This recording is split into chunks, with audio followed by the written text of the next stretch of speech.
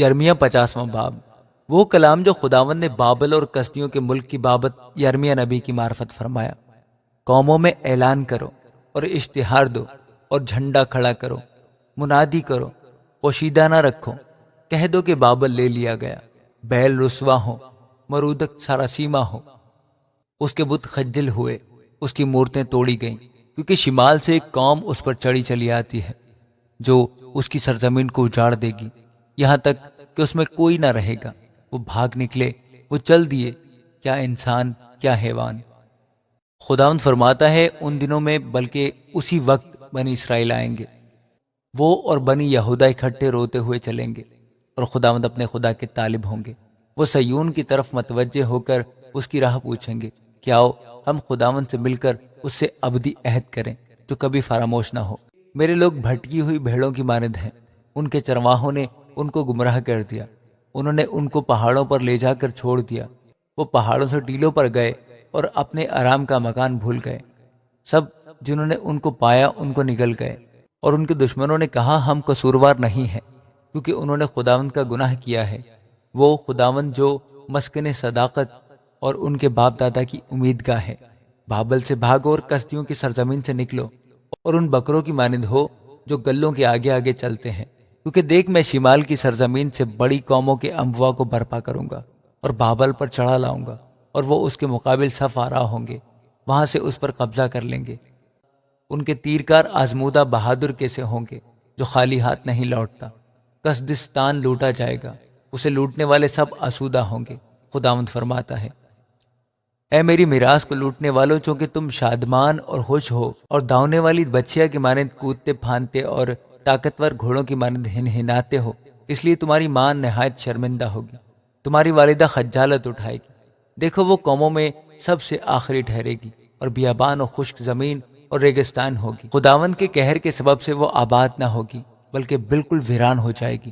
جو کوئی بابل سے گزرے گا حیران ہوگا، اور اس کی سب آفتوں کے باعث سسکارے گا۔ اے سب تیر اندازو، بابل کو گھیر کر اس کے خلاف سفارائی کرو، اس پر تیر چلاؤ، تیروں کو دریغ نہ کرو، کیونکہ اس نے خداوند کا گناہ کیا ہے۔ اسے گھیر کر تم اس پر للکارو، اس نے عطایت منظور کر لی، اس کی بنیادیں دھنس گئیں، اس کی دیواریں گر گئیں، کیونکہ یہ خداوند کا انتقام ہے۔ اس سے انتقام لو، جیسا اس نے کیا ویسا ہی تم اس سے کرو۔ بابل میں ہر ایک بونے والے کو اور اسے جو دروں کے وقت درانتی پکڑے کاٹ ڈالو۔ ظالم کی تلوار کی ہیبت سے ہر ایک اپنے لوگوں میں جا ملے گا، اور ہر ایک اپنے وطن کو بھاگ جائے گا۔ اسرائیل پراگندہ بھیڑوں کی مانند ہے، شیروں نے اسے رگیدہ ہے۔ پہلے شاہ اسور نے اسے کھا لیا، اور پھر یہ شاہ بابل نبوکدنضر اس کی ہڈیوں تک چبا گیا۔ اس لیے رب الافواج اسرائیل کا خدا یوں فرماتا ہے کہ دیکھ، میں شاہ بابل اور اس کے ملک کو سزا دوں گا جس طرح میں نے شاہ اسور کو سزا دی ہے، لیکن میں اسرائیل کو پھر اس کے مسکن میں لاؤں گا، اور وہ کرمل اور بسن میں چرے گا، اور اس کی جان کوہ افرائیم اور جلعاد پر آسودہ ہوگی۔ خداوند فرماتا ہے ان دنوں میں اور اسی وقت اسرائیل کی بد کرداری ڈھونڈے نہ ملے گی، اور یہودا کے گناہوں کا پتہ نہ ملے گا، کیونکہ جن کو میں باقی رکھوں گا ان کو معاف کروں گا۔ میرا تائم کی سرزمین پر اور فقود کے باشندوں پر چڑھائی کر، اسے ویران کر اور ان کو بالکل نابود کر۔ خداوند فرماتا ہے، اور جو کچھ میں نے تجھے فرمایا ہے اس سب کے مطابق عمل کر۔ ملک میں لڑائی اور بڑی ہلاکت کی آواز ہے، تمام دنیا کا ہتھوڑا کیوں کر کاٹا اور توڑا گیا۔ بابل قوموں کے درمیان کیسا جائے حیرت ہوا، میں نے تیرے لیے پھندا لگایا۔ اے بابل تو پکڑا گیا اور تجھے خبر نہ تھی، تیرا پتہ ملا اور تو گرفتار ہو گیا، کیونکہ تو نے خداوند سے لڑائی کی ہے۔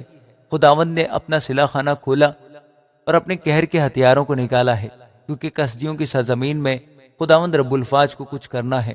سرے سے شروع کر کے اس پر چڑھو اور اس کے انبار خانوں کو کھولو، اس کو کھنڈر کر ڈالو اور اس کو نیست کرو، اور اس کی کوئی چیز باقی نہ چھوڑو۔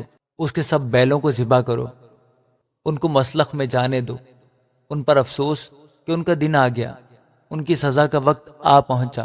سرزمین بابل سے فراریوں کی آواز، وہ بھاگتے اور سیون میں خداوند ہمارے خدا کے انتقام یعنی اس کی ہیکل کے انتقام کا اعلان کرتے ہیں۔ تیر اندازوں کو بلا کر اکٹھا کرو کہ بابل پر جائیں، سب کمانداروں کو ہر طرف سے اس کے مقابل خیمہ زن کرو، وہاں سے کوئی بچ نہ نکلے۔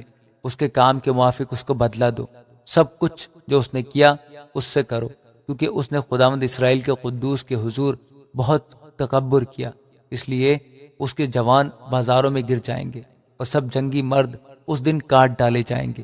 خداوند فرماتا ہے، اے مغرور، دیکھ میں تیرا مخالف ہوں۔